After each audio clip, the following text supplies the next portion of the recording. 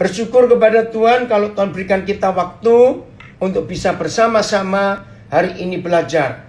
Baik dari Ngabang, Kabupaten Landak, Kalimantan Barat, hamba-hamba Tuhan, rekan-rekan misionaris, para pelayan Tuhan, anak-anak muda. Begitu pula dengan semua kita Sungai Kehidupan bersama 14 saudara kita dari LP. Ada berapa banyak yang gabung. Ini sungguh anugerah Tuhan yang luar biasa. Nah, tema kita gabung dengan yang di Ngabang, saudara. Temanya adalah belajar menjadi pria yang seperti Yesus. Nah, mengapa kita perlu belajar menjadi pria yang seperti Tuhan Yesus? Maaf, kalau kita tidak menjadi pria yang seperti Tuhan Yesus, ingat loh, di dunia ini cuma ada dua kekuatan. Saya ulangi, di dunia ini hanya ada dua kekuatan. Kalau enggak Tuhan Yesus, ya setan, gitu saja. Loh, betul tidak? Maka itu kalau kita para pria ini tidak bisa menjadi pria yang seperti Tuhan Yesus, berarti kita kan jadi pria seperti siapa? Maaf, cuma ada satu di antara dua. Maka pria yang tidak menjadi seperti Yesus, pria itu akan menjadi, maaf, seperti setan. Gak ada duanya, gak ada yang ketiga. Cuma salah satu itu saja. Mari kita baca 1 Korintus 11 ayat 3. 1 Korintus 11 ayat 3. Sebelum kita membaca ayat ini, saya beri pertanyaan kepada saudara. Apa jadinya bila di dunia ini tidak ada otoritas? Saya ulangi pertanyaannya. Apa jadinya bila di dunia ini tidak ada otoritas? Kacau, hancur. Terima kasih hamba Tuhan dari Langkat, ya, Pak Armando Tarigan. Pasti hancur, pasti kacau. Alam semesta tidak tunduk pada otoritas, maka alam semesta ini kacau luar biasa. Negara yang tidak ada otoritas, negara itu kacau. Nah, saudara, saya dulu mikir otoritas itu dari Tuhan, karena Tuhan itu pemegang otoritas yang pertama. Itu turun kepada pemerintah, kepada negara. Itu dulu pikiran saya. Tapi setelah membaca 1 Korintus 11 ayat 3, saya kaget.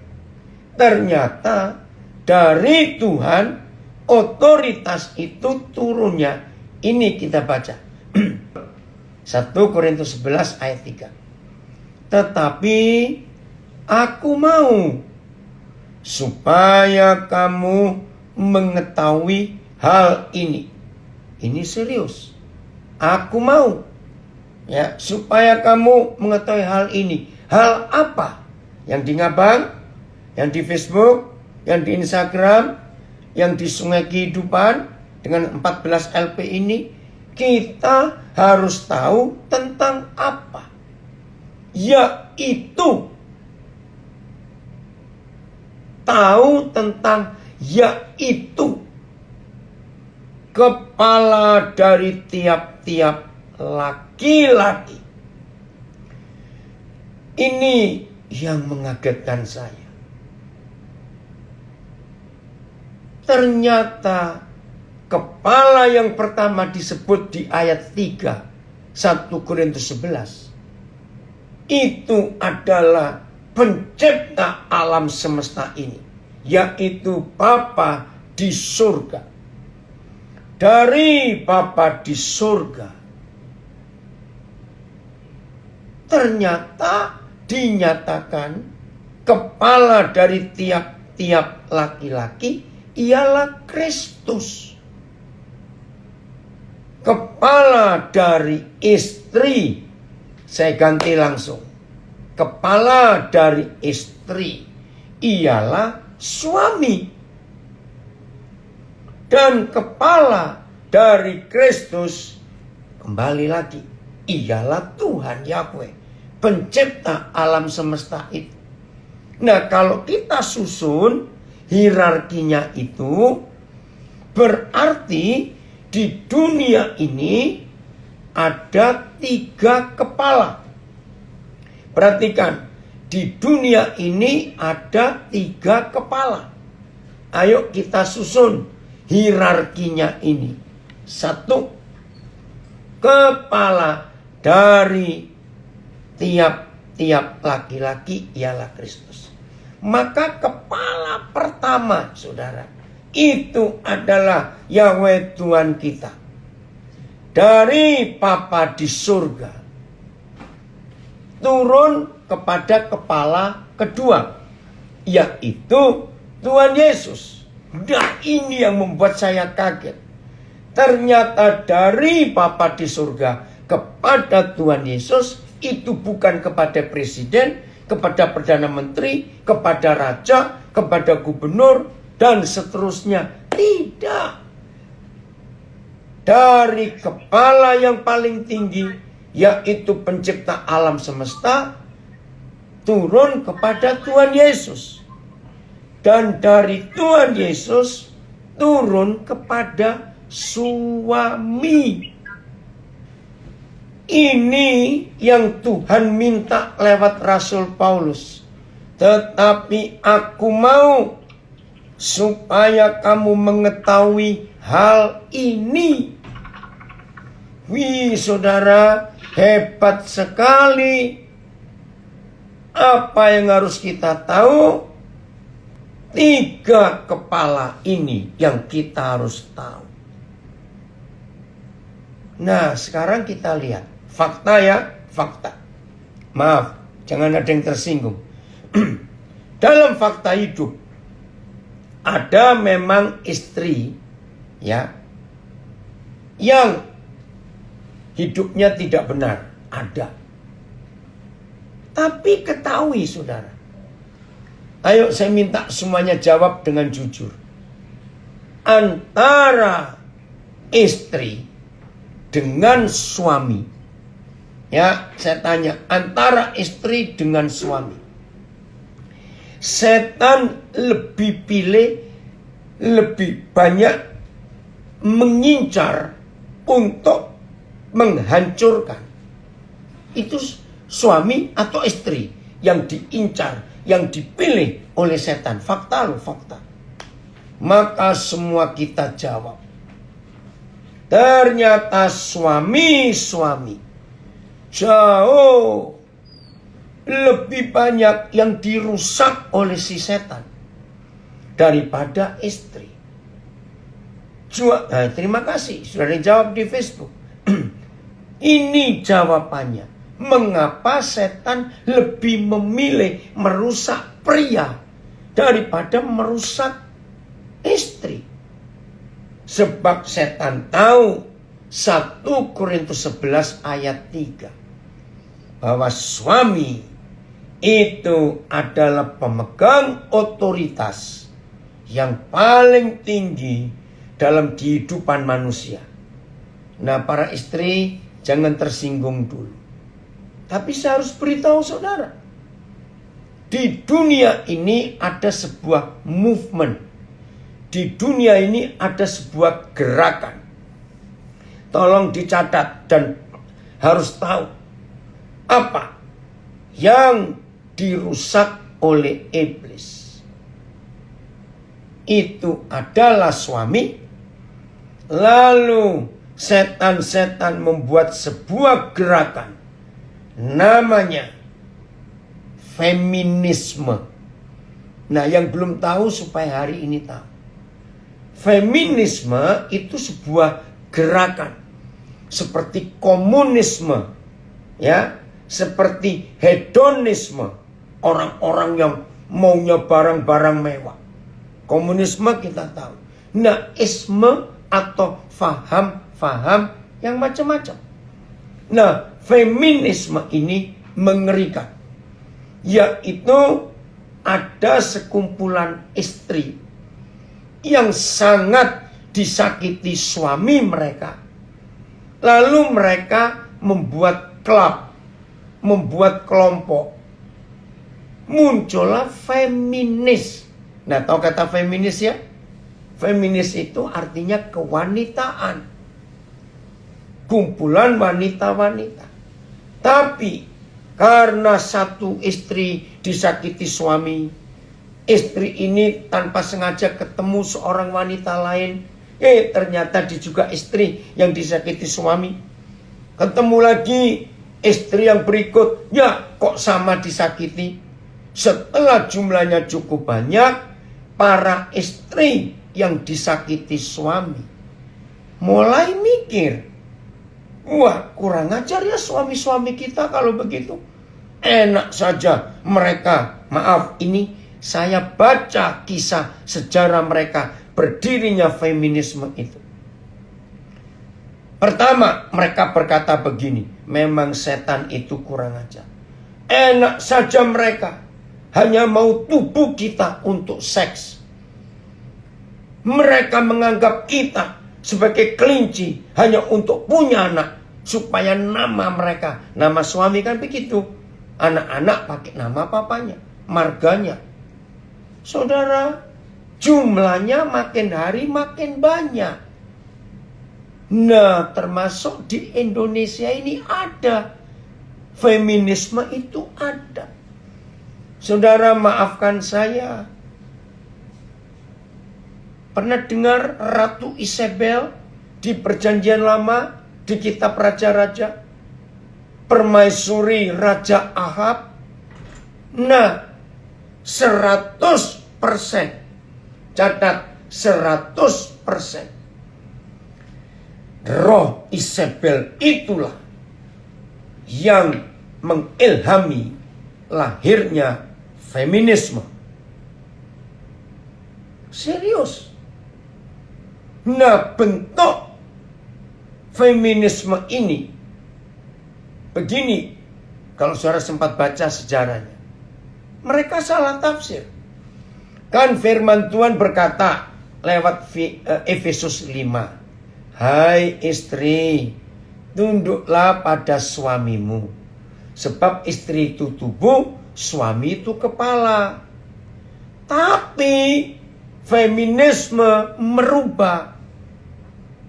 Hai perempuan, tunduklah pada laki-laki. Nah, ini jelas falsafah setan. Maka mereka berontak.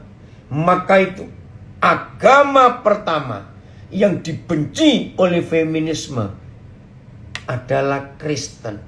Karena hanya di kitab suci kita ada perintah, hai istri, tunduklah kepada suamimu.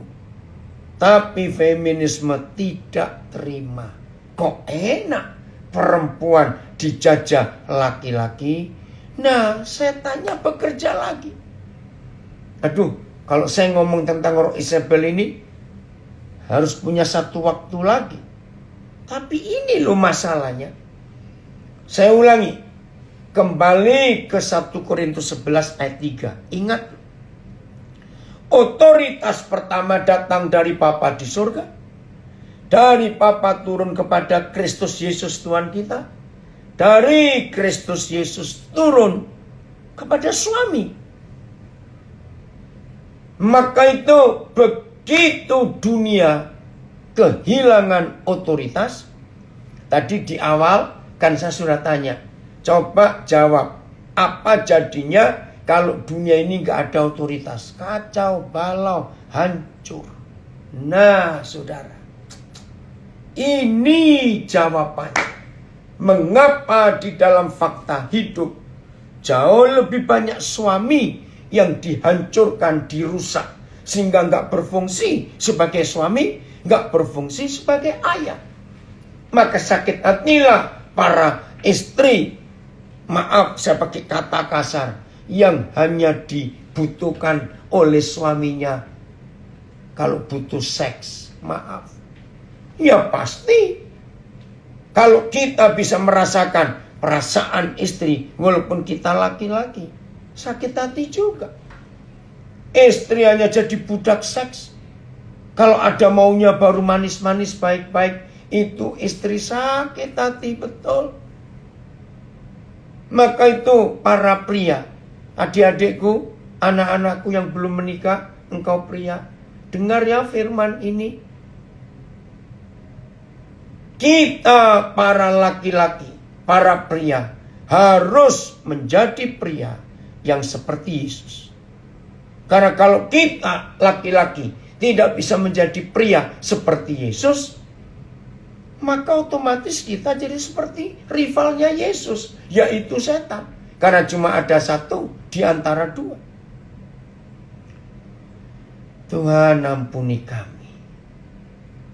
Maleakhi 4 ayat 6. Ngeri sekali. Ayat terakhir perjanjian lama. Saya ulangi, ayat terakhir perjanjian lama. Itu sangat mengerikan. Maleakhi 4 ayat 6. Ada dari Makale? Oke, saya baca ya. Maleakhi 4 ayat 6. Oh, terima kasih. Maka ia, siapa ia? Pelayanan Nabi Elia, ya. Maka ia, ini luar biasa, akan membuat hati ayah-ayah, bukan ibu-ibu, berbalik kepada anak-anaknya, dan hati anak-anak balik kepada ayah-ayahnya. Saya tambahkan kalimat ini. Kalau tidak, maka aku Yesus Tuhan akan tetap datang ke bumi, tapi bukan untuk memberkati, tapi memusnahkan bumi. Wih, saya baca ayatnya. Lalu dia akan mengembalikan hati ayah kepada anak-anaknya dan hati anak-anak kepada ayahnya, supaya aku tidak akan datang dan membinasakan bumi dengan kutukan. PIS. Ia akan membuat bapak-bapak dan anak-anak bersatu hati. Puji Tuhan. Supaya aku tidak datang membinasakan negerimu. MELT.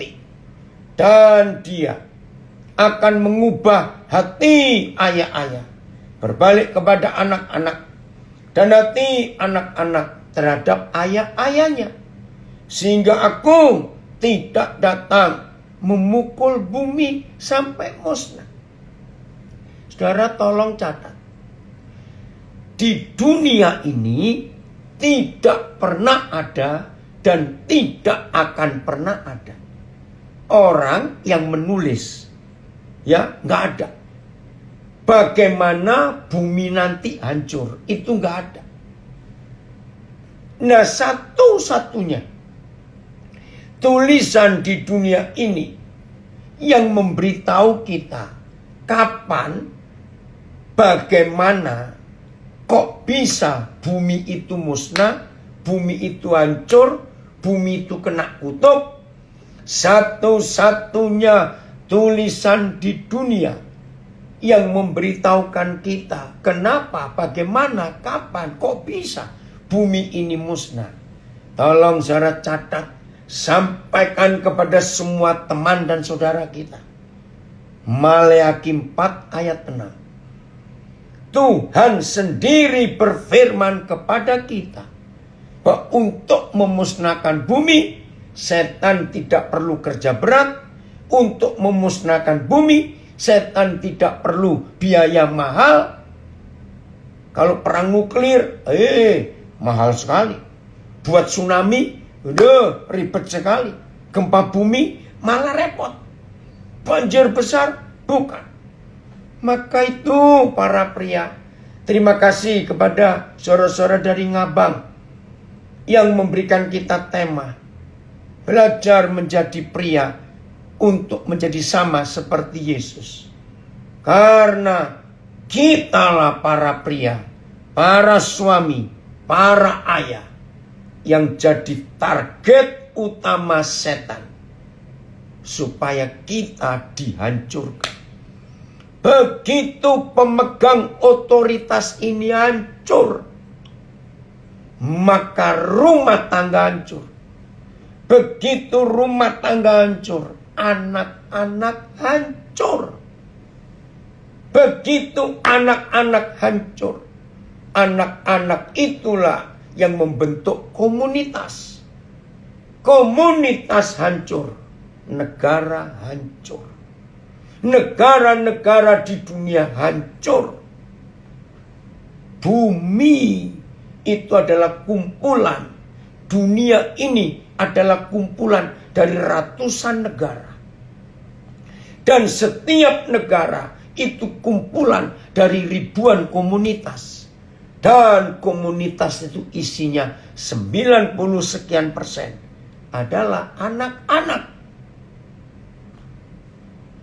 Tolong dicatat, mengapa iblis begitu membenci pria? Sebab iblis baca baik-baik Alkitab. Saya bahkan berkata, saudara, ternyata setan-setan itu jauh lebih rajin, jauh lebih teliti membaca Alkitab daripada kami para pendeta, para hamba Tuhan, majelis, dan murid Yesus. Setan lebih teliti. Maka itu mereka tahu ayat-ayat vital itu mana. Nah, salah satu dari yang vital di Alkitab adalah peranan pria yang nanti akan jadi suami. Setelah pria itu dilantik jadi suami dalam pemberkatan nikah kudus, maka lahirlah anak-anak. Begitu anak-anak lahir, disinilah setan mengincar kita, para suami, para ayah.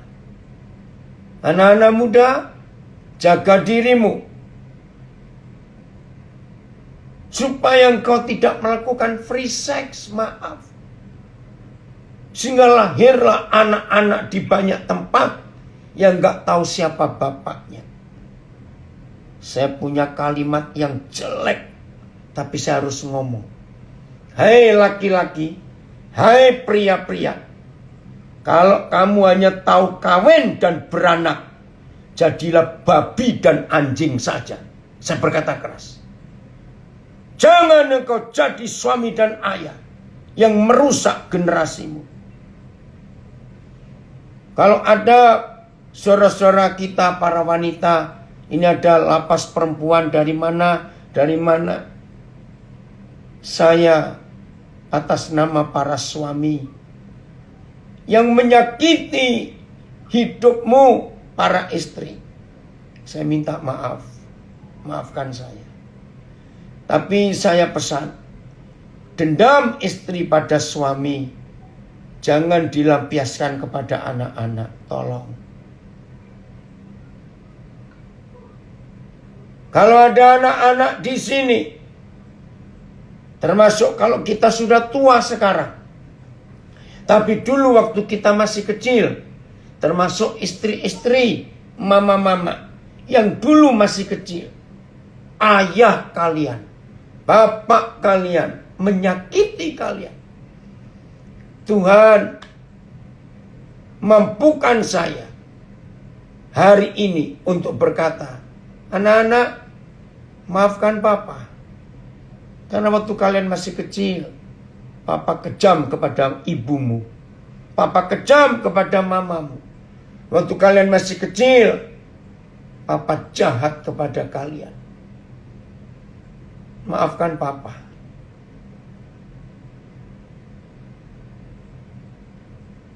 Kepada saudara-saudara yang ada di dalam lapas manapun juga, seandainya saudara masuk dan dihukum karena saudara disakiti papamu waktu engkau masih kecil.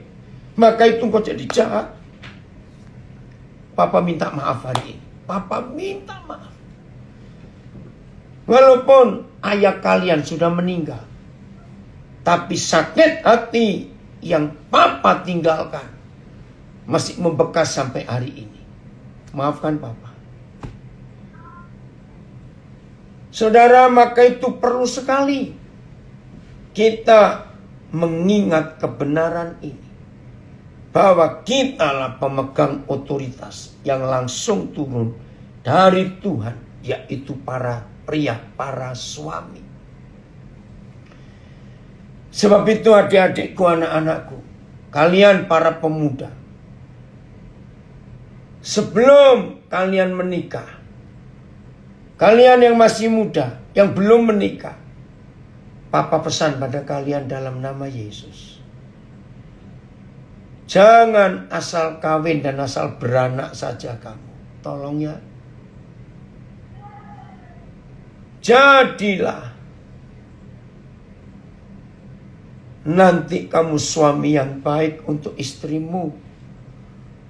Dan jadilah kamu papa yang baik untuk anak-anakmu.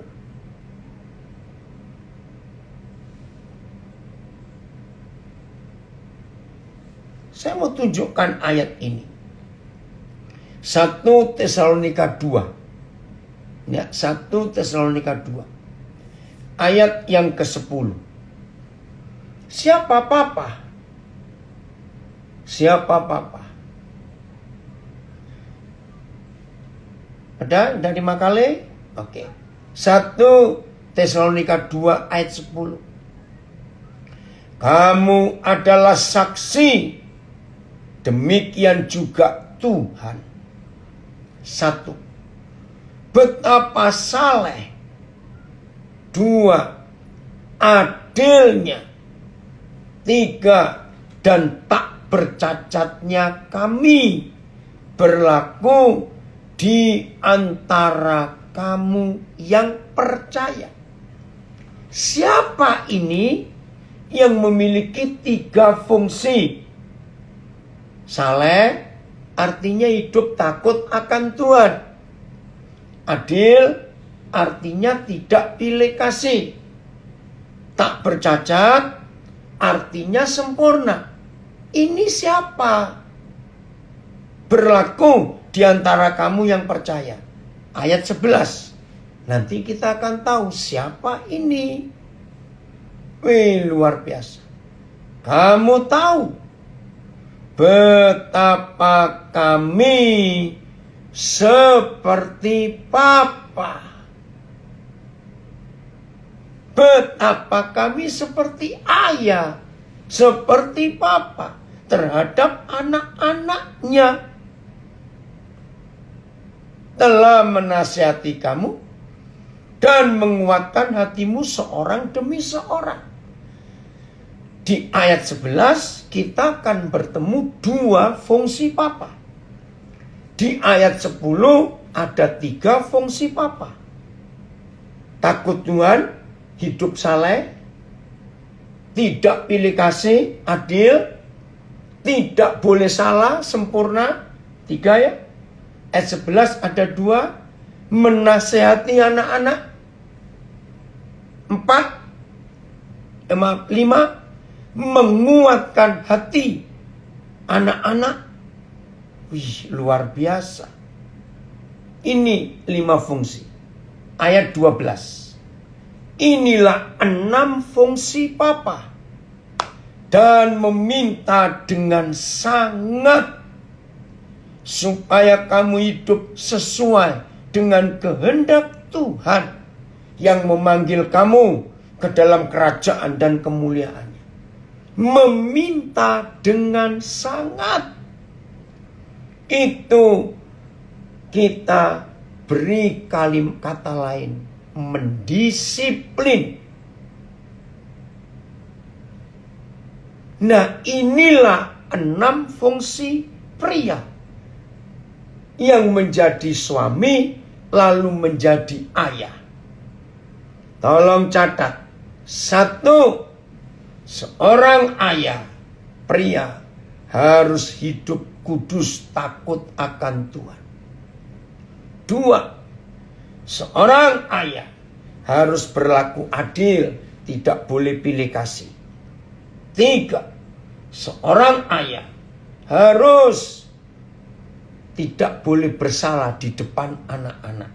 Ini nanti saya akan uraikan yang ketiga ya. Ini dahsyat sekali. Yang keempat, seorang ayah itu menasehati. Saudara bayangkan, apa yang terjadi pada hidup seorang anak kalau nggak pernah dinasehati oleh bapaknya? Liar. Yang kelima, menguatkan hati. Membuat anak-anak bisa pede, bisa percaya diri. Maka itu kalau anak-anak nggak punya ayah, hidupnya kacau. Hidupnya nggak pede, nggak percaya diri. Itu fungsi papa. Yang keenam, saudara perhatikan. Kalau ayah tidak berfungsi, maka anak-anak tidak ada yang mendisiplin. Saudara bayangkan. Inilah tugas pria yang menjadi sama seperti Yesus. Karena punya 6 fungsi ini. Oke. Yang ketiga tadi ya, tak bercacat. Mari semua kita merenung kembali. Waktu kita masih kecil, mama pernah marah nggak pada kita? Pasti pernah. Semarah-marahnya mama kepada anak-anak. Papa juga tentu pernah marah kepada kita. Saya minta saudara menjawab pertanyaan saya. Ketika mama bisa menyakiti hati kita, papa juga bisa menyakiti hati kita ya karena kita nakal. Pertanyaan saya, anak-anak lebih mudah, lebih cepat mengampuni mamanya atau papanya? Anak-anak lebih cepat, lebih mudah memaafkan mamanya atau papanya? Ayo jawab. Ayo. Mana ini? Belum keluar jawabannya di Zoom, Instagram, Facebook. Mamanya. Lapas Gunung Sitoli. Mama. Oh, mama. Terima kasih. Ini ada yang komen. Kalau papa menyakiti anak lebih sakit daripada mama menyakiti anak. Maka itu dari Samarinda, mamanya. Saudara dengar. Terima kasih. Ini kepala SMP kami di Nabire, Pak Guru Yoja. Mamanya. Helen, mamanya. Kita ini lebih mudah memaafkan mama. Jadi begini menurut 1 Korintus 2 ayat 8. Tuhan tolong kami. Begini, inilah hebatnya firman Tuhan. Anak-anak itu punya naluri. Anak-anak itu punya konsep di hatinya. Mama, silakan salah. Kami memaklumi. Tapi, papa, jangan salah. Kami kecewa. Wih, berarti menjadi papa itu berat. Saudara, maka itu ketika mama bisa menyakiti kita, lebih cepat kita melupakan. Tapi kalau papa, dengan 1 Tesalonika 2 ayat 10, 11, 12 ini, sampaikan berita kebenaran ini kepada semua orang. Menjadi mama itu jauh lebih ringan daripada jadi papa. Karena anak-anak sudah punya konsep itu. Maaf. Kalau ada saudara-saudara di LP, maafkan saya. Saudara para pria belum pernah mendengar pengajaran ini. Termasuk kita yang di Zoom dari Ngabang, yang dari Facebook, dari Instagram, yang baru pertama kali dengar ini. Dan ada di antara kita suami dan ayah yang tidak menggenapi firman Tuhan ini. Selesai ini, kontak, hubungi istri dan anak-anak kita untuk kita minta maaf. Maka itu, belajarlah melihat firman Tuhan bukan karena doktrin gereja A, gereja B, gereja C. Tapi melihat firman dengan doktrin surgawi yang langsung dari Tuhan sendiri. Kolose 3 ayat 21. Mari kita lihat Kolose 3 ayat 21. Saudara, ini yang luar biasa. Maka itu ingat ya, anak-anak yang gak mau didisiplin, hidupnya hancur, maunya sendiri. Ya. Hei papa, janganlah sakiti hati anakmu, supaya jangan tawar hatinya. BIS, saudara-saudara yang menjadi ayah, janganlah menyakiti hati anak-anakmu, sehingga mereka menjadi putus asa. Nah, itu ayat. Maka kesimpulannya saudara, 99%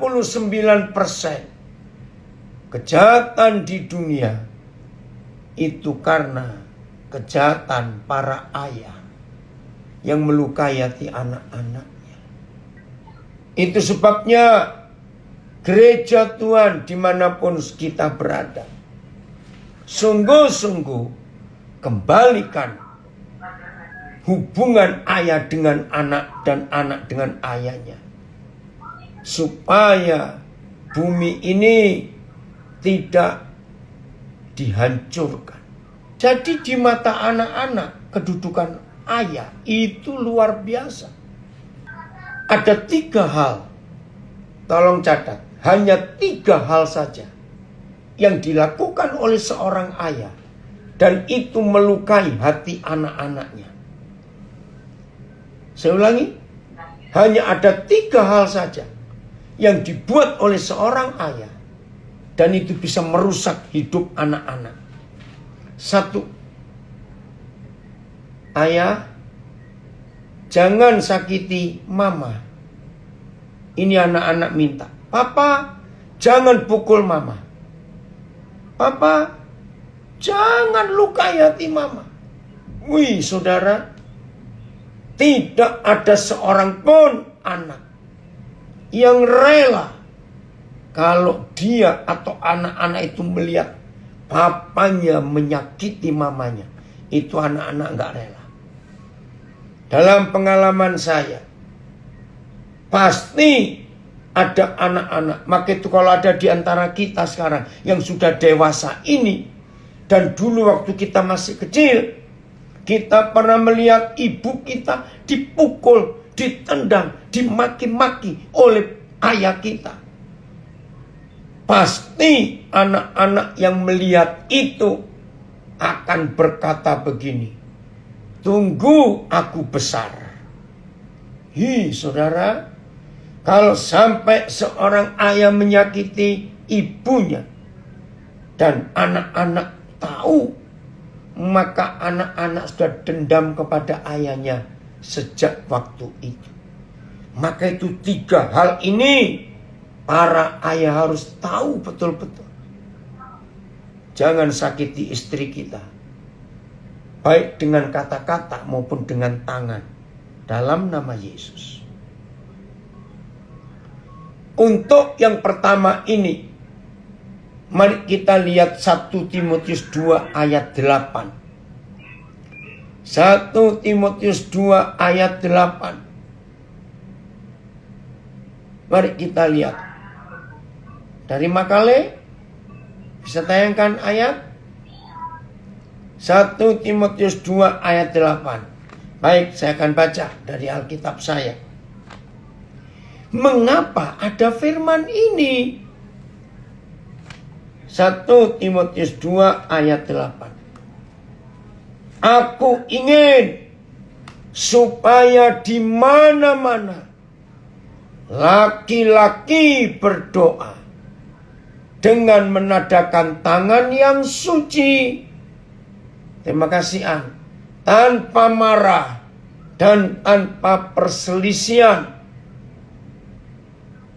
Aduh, ini luar biasa. Saya akan baca dulu komen yang di Zoom. Oh, ini terjemahan lain ya. Oh, sama. Kita lihat. Oleh karena itu aku ingin supaya di mana-mana laki-laki berdoa, menadakan tangan yang suci tanpa marah dan tanpa perselisihan. Saudara, menurut perjanjian lama, kitab Imamat, hanya seorang imam ketika berhadapan dengan Yahweh yang kudus, itu harus menadakan tangan. Bukan mengangkat tangan, menadakan tangan. Berarti, menurut 1 Timotius 2 ayat 8, semua suami dan semua ayah di dunia itu fungsinya, posisinya adalah seorang imam. Menadakan tangan, tapi nggak sekedar menadakan tangan, tapi tangan yang suci. Udahan boleh keluar dari ayat ini. Wih, saudara, ini luar biasa. Saya akan bacakan terjemahan apa ini, Ricky, dari bahasa Inggrisnya. Bentar ya. Message. Since prayer is at the bottom of all this, karena semenjak doa itu menjadi dasarnya dari semua bentuk kehidupan, what I want mostly, apa sih yang aku inginkan lebih daripada apa saja, is for men, kepada laki-laki untuk berdoa, not shaking angry first, jadi tidak mengarahkan tangan jari-jari yang penuh kemarahan at enemies, ya kepada musuhnya, but raising holy hands to God, tapi mengangkat tangan yang suci. Nah saudara, ini tidak sekedar laki-laki berdoa sambil angkat tangan, tidak, tapi ini doa yang khusus, tanpa marah, tanpa perselisihan. Nah, untuk mengerti 1 Timotius 2 ayat 8, maka tidak ada cara lain, itulah kitab Keluaran pasal 17. Ada apa? Saya nggak usah baca. Ayat 8 sampai ayat 15. Ketika Israel diserang oleh Amalek, ya, lalu Musa naik ke bukit, menadakan tangan. Tiap kali Musa menadakan tangan, Israel menang. Oke, Petra, Opa senang. Kamu bisa ikut dengar Opa mengajar. Ini cucu saya dari Timika. Tapi Musa sudah tua dan dia capek.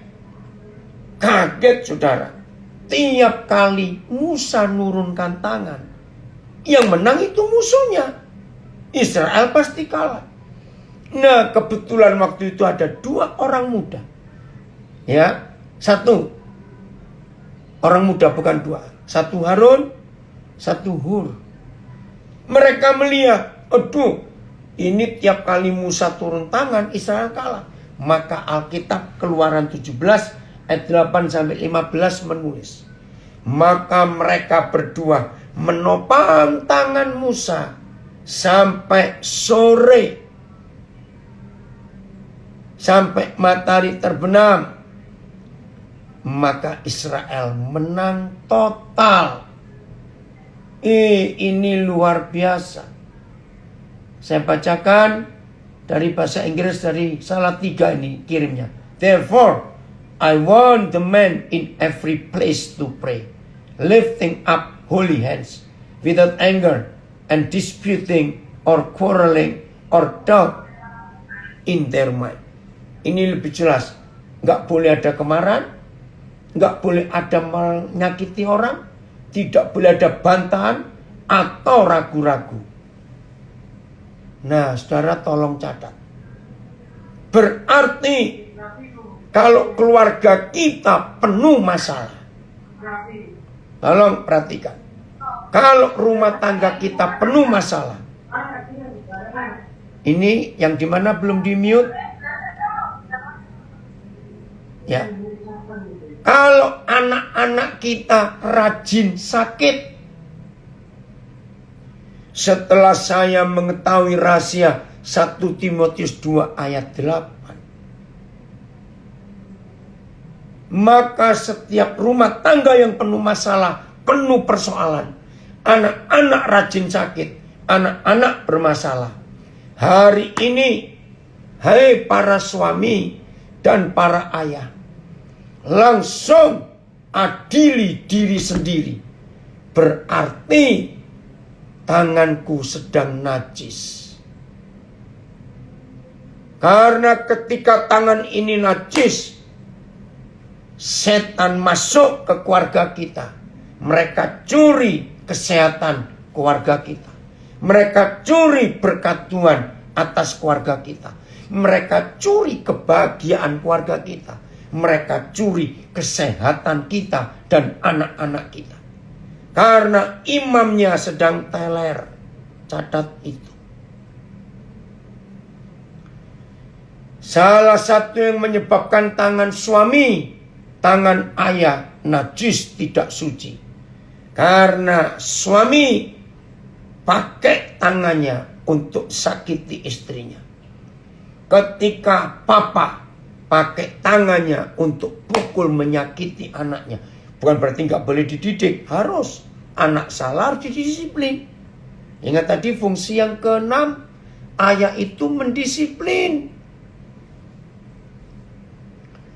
Maka itu penting sekali dalam hidup kita. Untuk kita hidup sungguh-sungguh taat kepada Tuhan.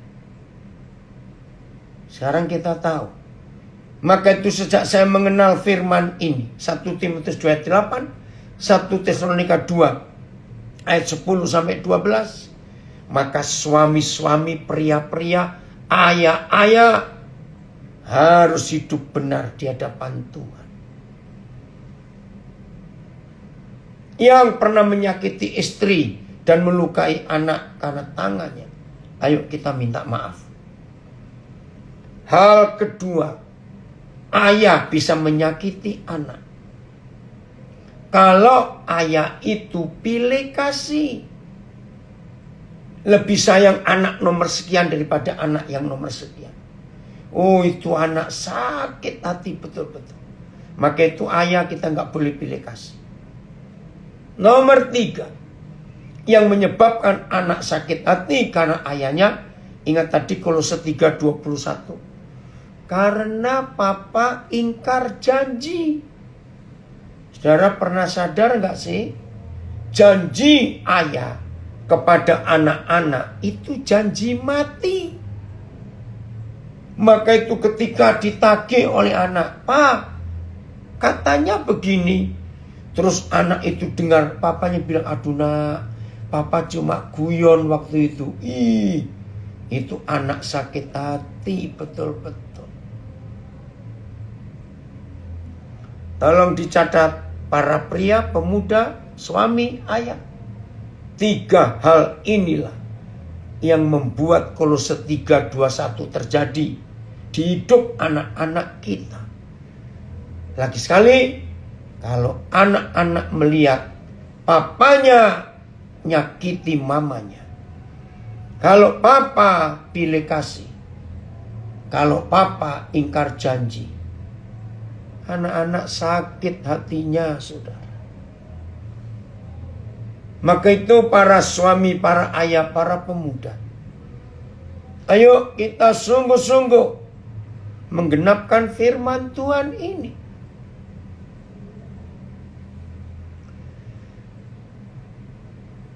Anak-anak yang gak ada penasehat, ingat ya, fungsi yang keempat, menasehati. Anak itu liar. Maka itu maaf, anak-anak yang gak punya figur papa. Wih saudara, anak itu liar, susah diatur, maunya sendiri. Karena memang dari kecil gak ada yang mendisiplin. Anak yang gak pernah didisiplin karena gak ada ayahnya, hidupnya pasti kacau. Seperti jalan raya, tidak ada garis kiri kanannya. Wih, bisa tabrakan di mana-mana itu. Itu fungsi menasihati, mendisiplin. Ini anak saya, Niko, penting banget ini Pak. Betul. Maka itu kita sudah tahu sekarang. Mengapa setan lebih banyak merusak suami dan merusak ayah.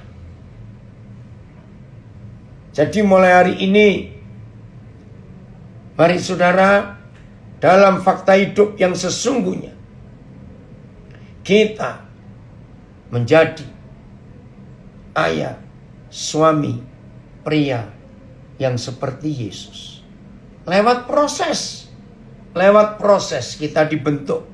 Lewat proses kita akan dituntun ke dalam kebenaran itu. Bagian terakhir, supaya kita betul-betul menjadi pria yang Tuhan inginkan. Karena kita ini adalah pribadi penerima otoritas pertama dari pemilik otoritas mutlak, yaitu Bapa di surga. Luar biasa bukan? Untuk fakta ini. Oh, terima kasih Niko kalau kalian sekeluarga mendengar. Hei, cucu-cucunya Opa, senang Opa. Kalian mau dengar firman Tuhan. Mono, puji Tuhan. Jadi, Papa yang luar biasa. Betul, ada yang nulis ini. Banyak rumah tangga yang hancur bercerai karena para pria tidak berfungsi. Nah, bagian terakhir, tolongnya para istri, dukung kami suami ini. Karena suami yang bertengkar, yang berselisih, ya paling dekat ya dengan yang paling dekat. Maka itu firman Tuhan berkata, hai istri, tunduklah pada suami, bukan tanduklah suami. Awas ya. Artinya, pemegang palu terakhir keputusan dalam keluarga itu adalah suami, adalah kepala. Maka itu ketika Tuhan berfirman lewat Efesus 5, ketika laki-laki disahkan jadi suami, dia potong badan, tinggal kepalanya saja. Tapi ketika seorang gadis disahkan menjadi istri, maka dia potong kepala, hanya badannya saja. Lalu kepalanya gadis disatukan dengan tubuhnya si pria, itu yang dikubur. Sehingga yang ada tinggal kepalanya pria dengan tubuhnya gadis. Berarti dalam satu keluarga, dalam satu rumah tangga, hanya boleh ada satu kepala. Yang artinya satu otak. Maka itu banyak rumah tangga rusak. Karena istri tetap ingin punya kepala. Bayangkan kalau dalam keluarga, satu badan tapi dua kepala. Wih, itu menakutkan sekali. Maka saya berkata begini paling gampang lah ya. Jadi yang punya otak, itu kepala atau badan? Ini pertanyaan konyol, tapi harus ngerti. Jadi siapa yang punya otak? Kepala atau badan? Ya nggak mungkin ada otak di badan. Otak itu cuma ada di kepala. Jangan tersinggung ya. Para istri jangan keroyok saya setelah selesai ini. Maka itu kalau di dalam keluarga ada dua kepala, berarti ada dua otak. Maka keluarga yang punya dua otak, itu namanya rumah tangga otak-otak. Jadi kesimpulannya, para istri itu, jangan marah. Kesimpulannya, para istri itu nggak punya otak, maaf. Jangan marah. Maka itu firman berkata, hai istri, tunduklah kepada suamimu. Bukan perempuan tunduk pada laki-laki, tidak. Wow, ini hukum yang luar biasa.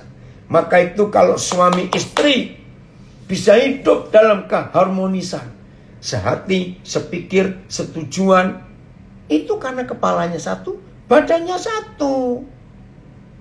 Maka rumah tangga itu rumah tangga surga.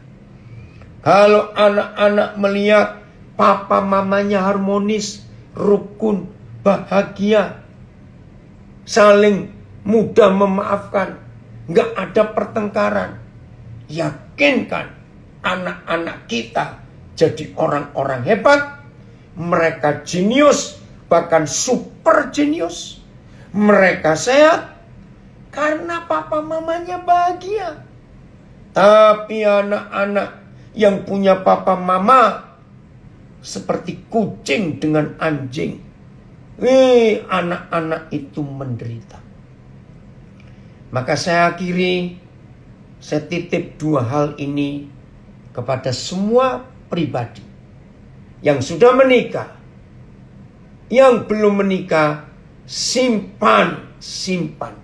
Supaya nanti kalau kalian menikah, baik yang pemuda maupun yang gadis, kalian sudah ngerti dua hal ini. Tidak ada harta kekayaan yang begitu mulia dalam sebuah rumah tangga kecuali mengampuni.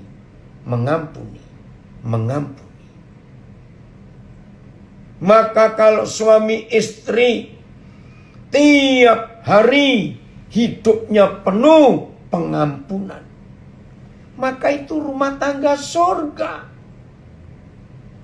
Hal kedua, kalau kita suami istri sudah rajin terbiasa mengampuni, maka kita akan mudah berkata, maafkan aku.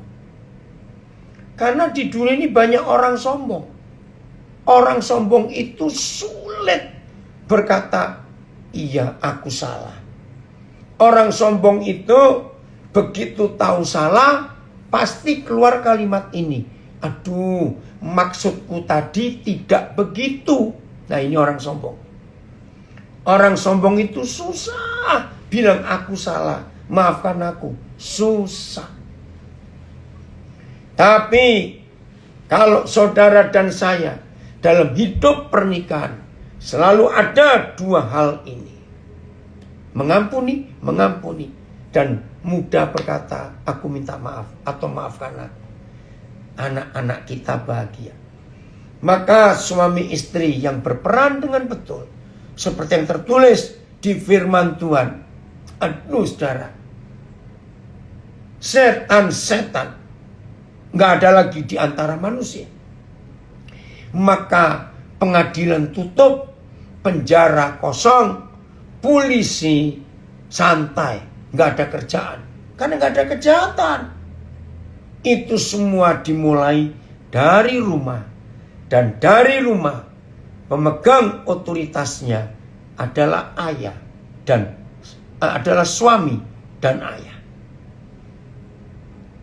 Biar Roh Kudus menolong kita untuk kita menjadi pria yang benar, pria seperti Yesus. Istri menjadi tubuh yang benar. Lagi sekali tolong diingat, yang punya otak cuma kepala ya, ingat itu baik-baik. Jadi para istri hanya boleh usul, palu terakhir, tok, itu harus suami. Istri hanya usul. Wah, kalau rumah tangga seperti ini harmonis sekali. Ini dia kebenaran yang kita harus miliki. Yang di Ngabang, terima kasih saya diundang. Yang di Sungai Kehidupan dengan berapa belas LP, puji Tuhan. Yang di Facebook, Instagram, puji Tuhan, kita boleh belajar. Mari ya, mulai hari ini semua kita menuruti firman Tuhan, dan hidup ini luar biasa. Shalom semuanya. Selamat menjadi pelaku firman. Puji Tuhan.